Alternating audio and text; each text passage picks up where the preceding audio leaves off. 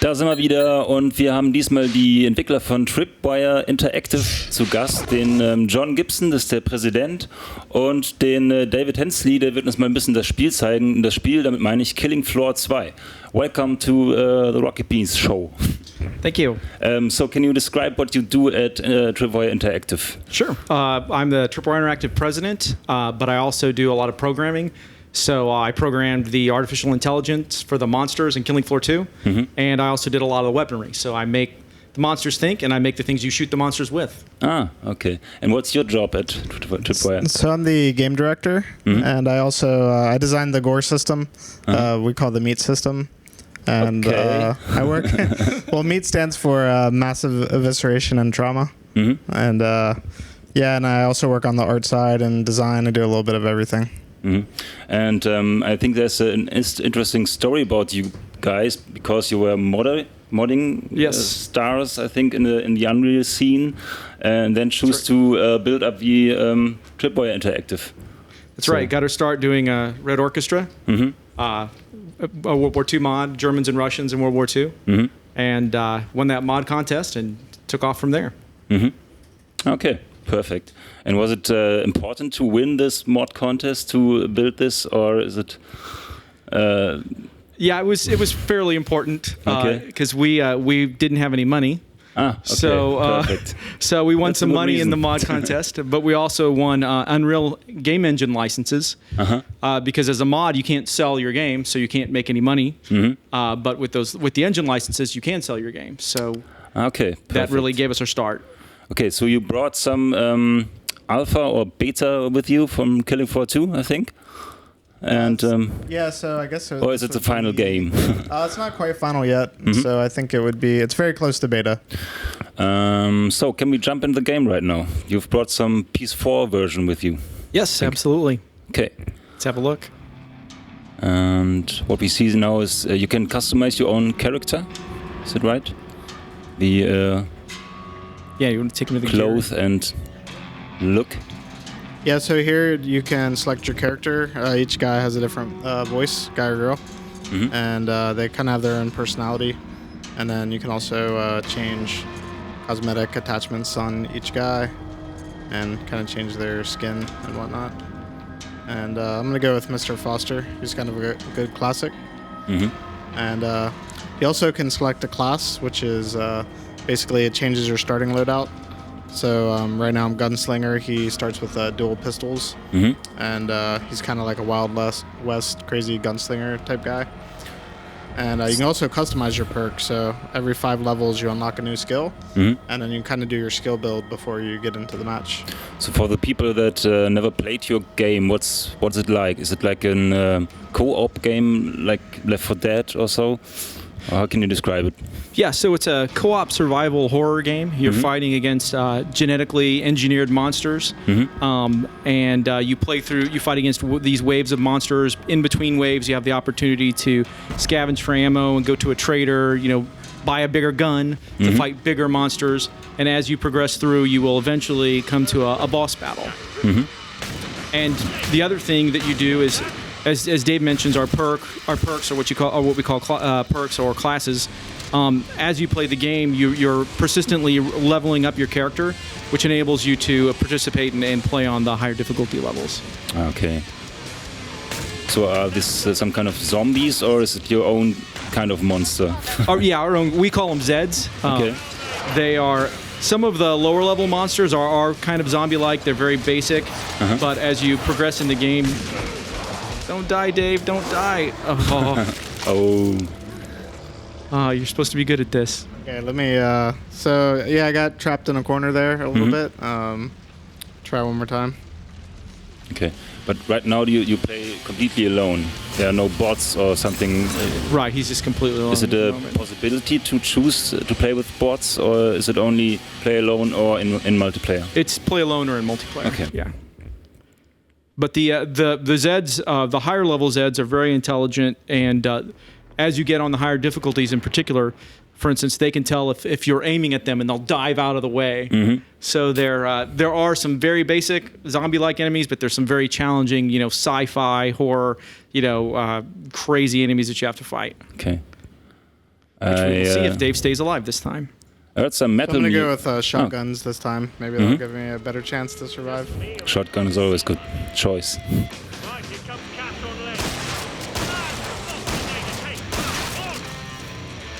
Okay, so the gore effects they're coming from you. You choose when the leg or the head explodes and. Yeah, you can dismember the monsters or the Zeds in 22 different pieces. And we also have this really cool persistent blood system where the blood on the level will never fade away, so it'll just keep building up. You can see right there, it's already starting to get a little bloody. So yeah. I think you liked the last Doom game. Oh yeah, I love. Should be yours. Yeah, I was really impressed with the new Doom game. I like it a lot. I think our gore system's a little better, maybe. Okay. But, I'll go a step further. I think our gore system's a lot better, but you can't paint. In our game, you can literally cover the entire level in blood. It never goes away. Okay, perfect. So it's, you can tell our priorities, as a company, we spend a lot of time just making it so you could put blood everywhere in our games. And I heard you're fans of metal music. So did you write your own metal music for the game, or is it licensed? So we licensed some really cool metal music from bands like Demon Hunter, Living Sacrifice. We also had the guy that did the music for the original game, Synthetic, came back and wrote some new music. We had a guy that's one of the members of the band Evanescence and also Living Sacrifice wrote some original music. Okay. Several of the songs were original, but we really like metal and industrial music. So in my previous life, before I was a game developer, I was a metal musician. So perfect. So that kind of comes through in our games. So your band shirt there, Living Sacrifice, is your own band, or is it? No, this isn't my band. Okay. But I do have a song on Killing Floor 2. Okay. Yeah. My band was called Dirge. So what do you play? The drums or? I do guitar and screaming. Okay. So you can come to our place. We have a drum kit over there and some DJ stuff. Give me a guitar and a microphone, together. maybe. Drums, I'm not so good. We've got only drummer at our house. Yeah. No guitarist. Okay, now we're waiting for the second wave. Yeah, so you get a little bit of downtime in between the waves of monsters. Like you saw, he went to the trading pod. He bought a bigger shotgun because he's going to have to fight bigger monsters. Slow-mo. Yeah, the Z time, the slow-mo, we call it Z time in our game. It's really, when we were making the first game, it's a feature that came out of the first game. We thought, what can be more fun than killing these monsters is blowing them up in slow motion. So the game actually always more fun. Yeah, Slow-mo. absolutely.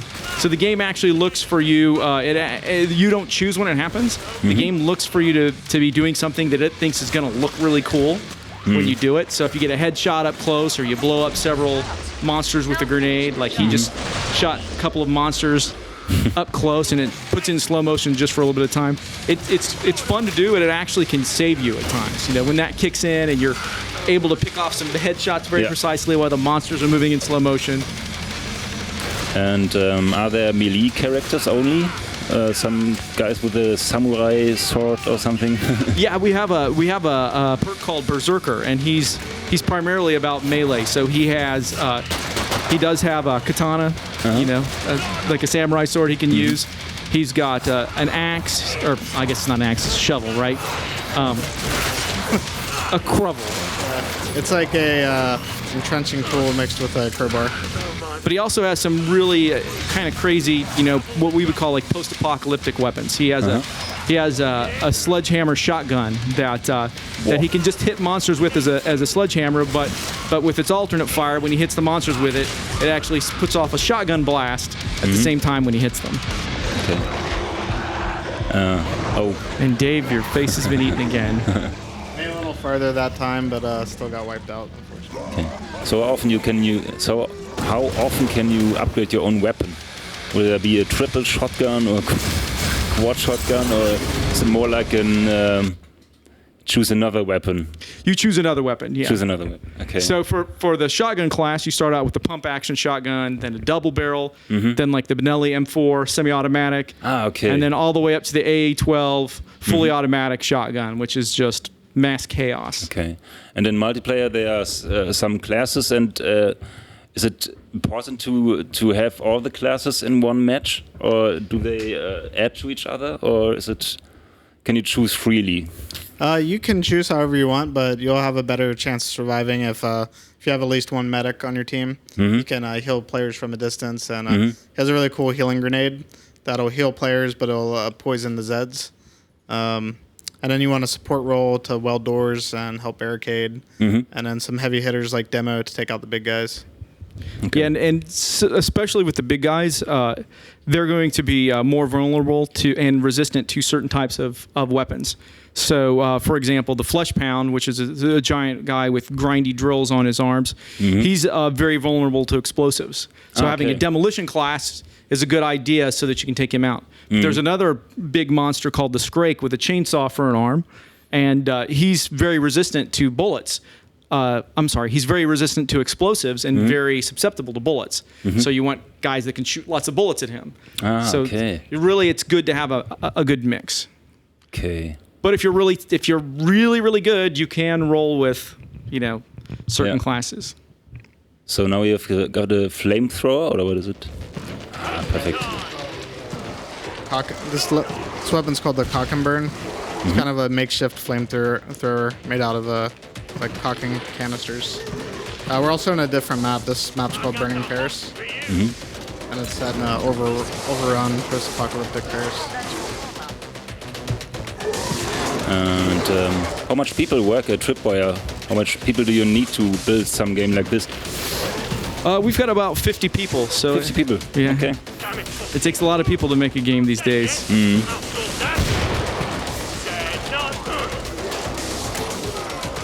And one of his perk skills, there's a percentage chance that the Zeds will explode and damage the other Zeds while they're on fire. So I'm going to see if you see a guy just explode out of nowhere, that's from my perk skill.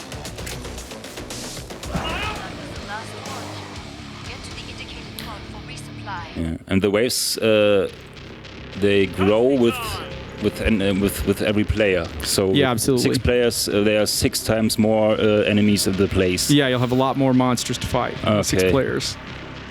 Okay. Is it hard to balance the performance issues that come with this, with so many enemies and gore and legs flying through the air? Yeah, it's a huge challenge, especially doing the gore system as advanced that we have. Being able to do it all on the specs of the hardware we're running is really tricky. We have to manage the draw calls of the characters, and it's definitely a challenge, but I feel like we pulled it off pretty good. Yeah, I think early on we had some challenges of when you would blow the monsters into 25 pieces and drawing very detailed shadows around every little chunk from every body that exploded. It took a while to get that performing well. And was it harder to develop it for the PS4 than for the PC, or is it the same problem? I think the biggest challenge is that it's a different renderer on PS4. So there was a lot of back-end rendering work that we had to do. But the game looks pretty much just like it does on PC, and it runs really good. And then the other challenge was, of course, making sure we had really solid controller controls, and that the game feels really good on the PS4. Okay. And do you have inspirations from other games like Evolve or... Definitely not inspired by Evolve. Okay. Not that there's anything wrong with Evolve, but we've been doing this kind of game for a very long time. Really, Killing Floor was really the first game that did what came to be known as the horde shooter. And we definitely check out what other games are doing, but we kind of helped establish this genre, so we it's actually something that a lot of people don't know. You know, a lot of people saw the original retail Killing Floor and they thought, oh, this is a game just like Left 4 Dead. And but Killing Floor actually started as a mod in 2005. And when we found the modder that was making it, he wanted to actually bring it over as a mod to Red Orchestra. And we checked it out. We like, well, hey, we'll play this. And we found ourselves keep calling each other up after work. Hey, we got to play this mod. This mod's really fun. So we decided to work with the modder and turn it into a commercial game. Okay. But it's been around. You know, the Killing Floor series has been around since 2005. So it really kind of started this genre. Okay. So I think we have to quit right now. Thank you for showing us the game.